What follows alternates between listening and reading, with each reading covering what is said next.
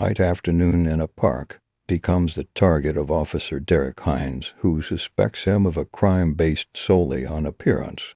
When Kevin refuses to show ID without cause, tensions escalate, leading to an unjust arrest and a shocking revelation that will leave the officers stunned. It was a Saturday afternoon, the kind of day when people strolled through the park, enjoyed the greenery, or lost themselves in a good book.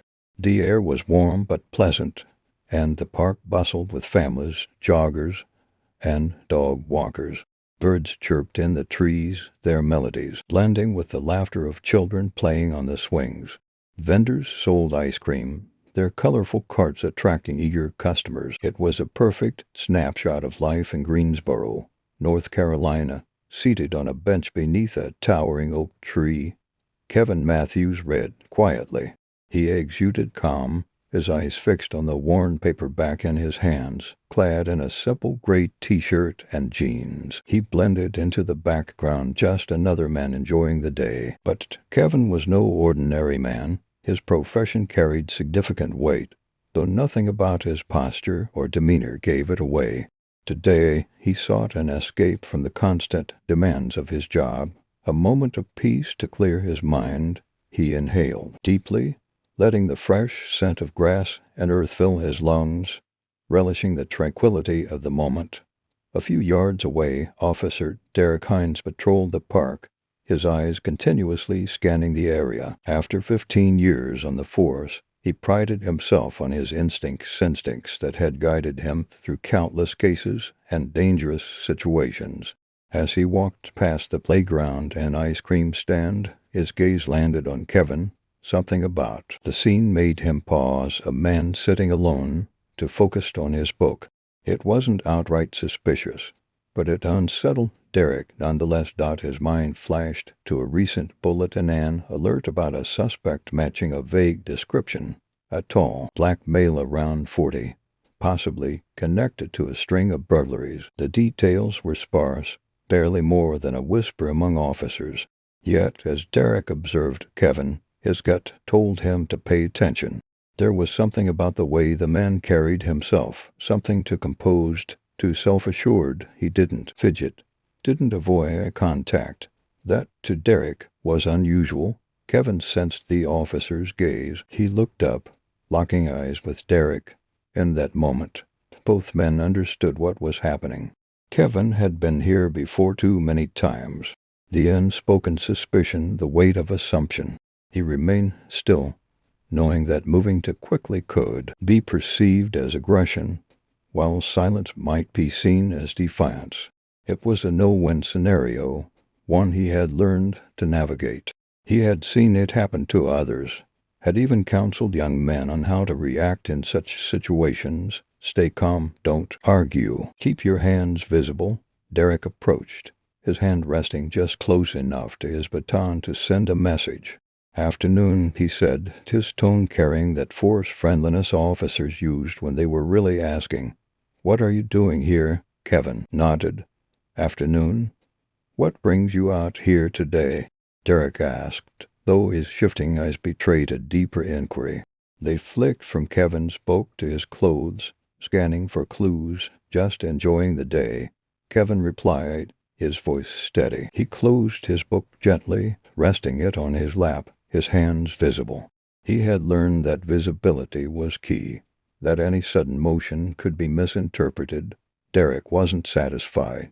He had patrolled this park for years and prided himself on knowing who belonged and who didn't, and today, something about Kevin felt out of place. "You from around here?" Derek pressed. Kevin smiled politely. "I've been around." Derek didn't like that answer. It wasn't enough. He shifted his weight, his stance tightening. "Mind if I see some ID?" Kevin's smile faded. He knew his rights. He wasn't required to show identification just for sitting in a park. But he also knew that refusing could escalate the situation. "Am I under arrest?" he asked, his voice calm, controlled. Derek's grip on his belt tightened. The man was too composed. It unnerved him. "You will be if you don't cooperate," Kevin sighed.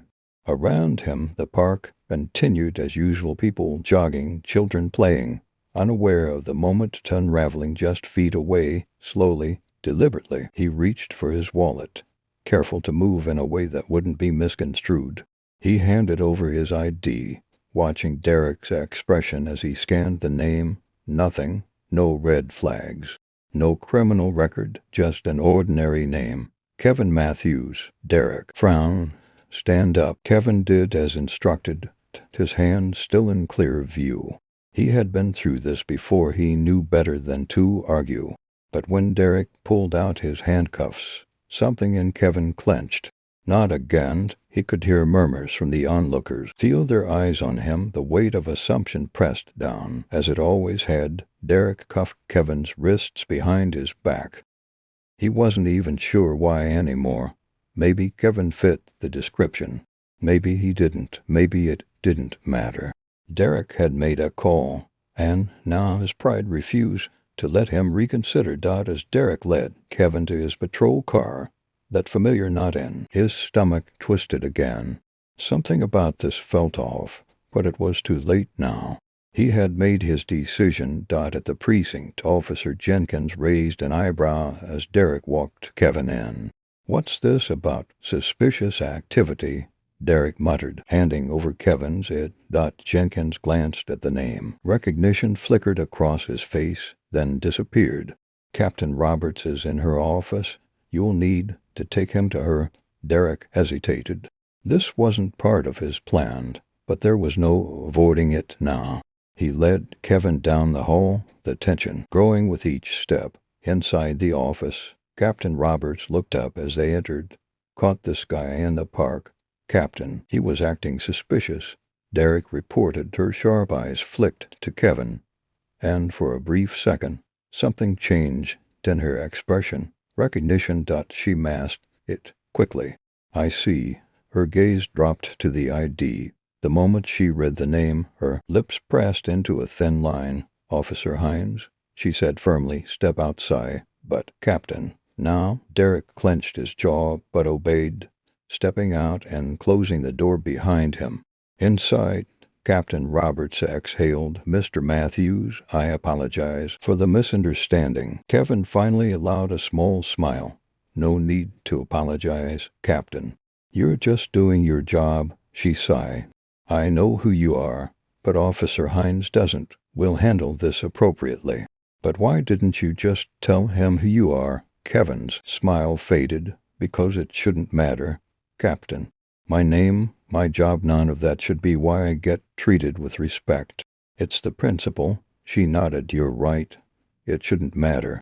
But for some, it does." And that was the moment Derek Hines realized he had done wrong, and now he would have to live with the consequences.